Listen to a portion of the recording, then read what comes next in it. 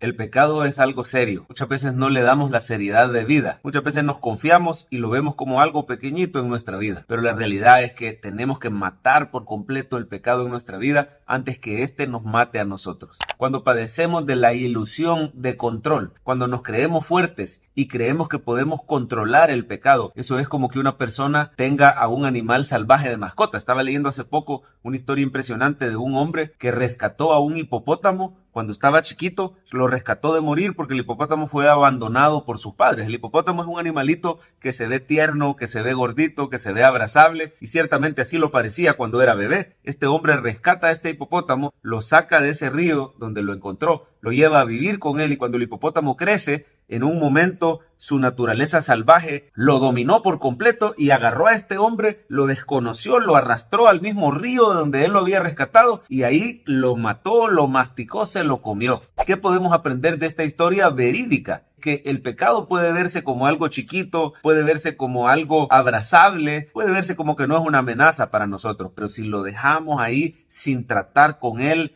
sin ser radicales, sin cortarlo de nuestra vida, como lo indica la palabra de Dios, tarde o temprano el pecado nos puede matar a nosotros. O nosotros lo matamos a él, o él nos va a matar a nosotros. Usted no tomaría como mascota a un león, por ejemplo, porque cuando está chiquito quizás se mira tierno y agradable, pero cuando el león crece es un animal salvaje que lo va a devorar. Así el enemigo anda como león rugiente, buscando a quien devorar, y el cristiano tiene que resistir al diablo y el diablo huirá de nosotros. El pecado es algo con lo que no podemos jugar, no nos podemos dar el lujo de jugar. Así le pasó a los israelitas en Josué capítulo 17, cuando se ve claramente que no expulsaron del todo a los cananeos de sus tierras. Dice que los hijos de Manasés no lograron tomar estas ciudades, dice el versículo 12, los cananeos persistieron en habitar ahí. Dice que cuando Israel se sintió fuerte, o cuando Manasés se sintió fuerte, sometieron a los cananeos a trabajos forzosos, pero no los expulsaron totalmente. Y si usted sigue leyendo la Biblia, al llegar al libro de Jueces, notamos que ese fue un terrible error, gravísimo error, no haber expulsado a los cananeos de las tierras como el Señor lo había dicho. Los israelitas se creían fuertes, se creían que ellos podían convivir con estas naciones y no ser desviados en su corazón hacia la idolatría. Creían que ellos podían dominar y controlar a estas naciones. Creían que se podían hasta servir de su esclavitud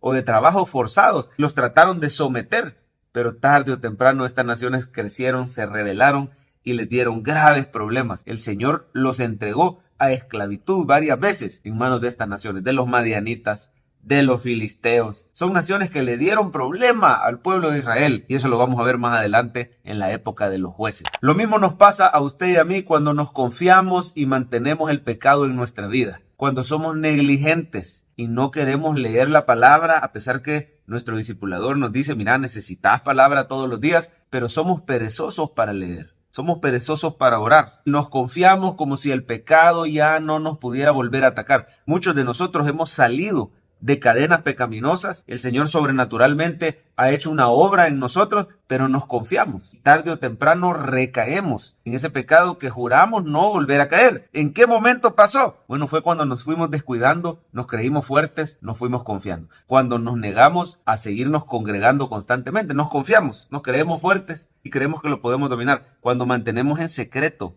esas tentaciones pecaminosas y no las confesamos, cuando no matamos el pecado de raíz, cuando no somos radicales en cortar con amistades.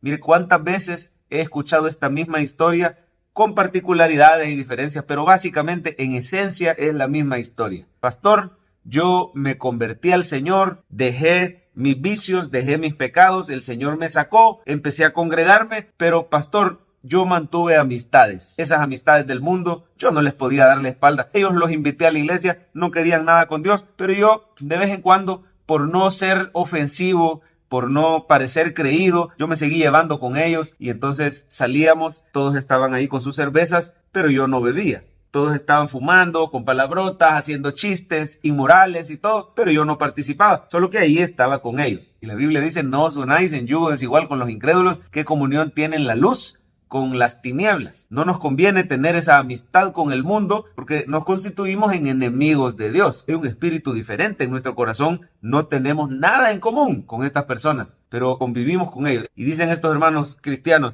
pastor, una noche uno de ellos me pidió si lo podía llevar porque quería comprar algo, que él se sentía desvelado y tenía que consumir algo, se refería a las drogas, porque así iba a poder estar él en condición para ir a trabajar al siguiente día. Pastor, yo solo lo iba a acompañar, lo llevé, pero fue tanta su insistencia que yo por curiosidad decidí probar esas drogas así como él.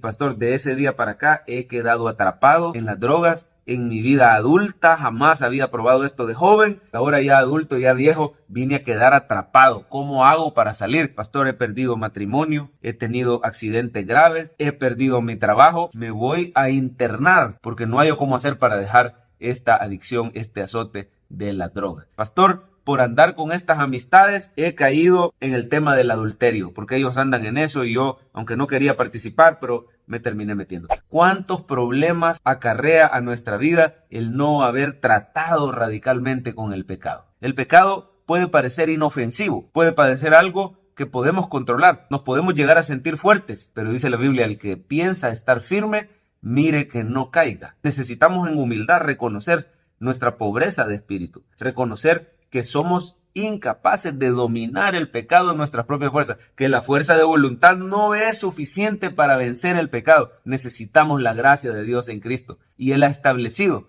que si confesamos nuestro pecado, Él es fiel y justo para perdonar nuestros pecados y limpiarnos de toda maldad. Él te puede librar, pero te tienes que acercar confiadamente al trono de la gracia. Confesarlo. El que encubre su pecado no prosperará. El que lo confiesa y se aparta alcanzará misericordia. Dice la Biblia que nos confesemos nuestras ofensas unos a otros y oremos unos por otros para que seamos sanados. La oración eficaz del justo puede mucho. Así que por todos lados, aquí la clave es que tengamos la humildad y la valentía de confesarle a Dios nuestro pecado y de buscar ayuda en otro ser humano. Cristo es la clave. Él murió para pagar por nuestros pecados. Él borró nuestras culpas con su sangre preciosa. Podemos venir delante de Él y recibir su perdón y su ayuda. Y Él ha dejado en la iglesia líderes que nos pueden discipular, que nos pueden ayudar cuando nos sinceramos, que nos pueden guiar en el camino de la recuperación. No tienes por qué luchar solo. No tienes por qué luchar con tu fuerza de voluntad. Tienes el poder y la gracia de Dios que te asisten en tu lucha contra el pecado. El Señor nos instruye que además de confesar, debemos ser radicales. Si tu mano derecha te es ocasión de caer, córtala y échala de ti. Mejor que se pierda uno de tus miembros y no que tu cuerpo entero se vaya al infierno. Dice, si tu ojo derecho te es ocasión de caer, sácalo y échalo de ti. Tenemos que tomar acción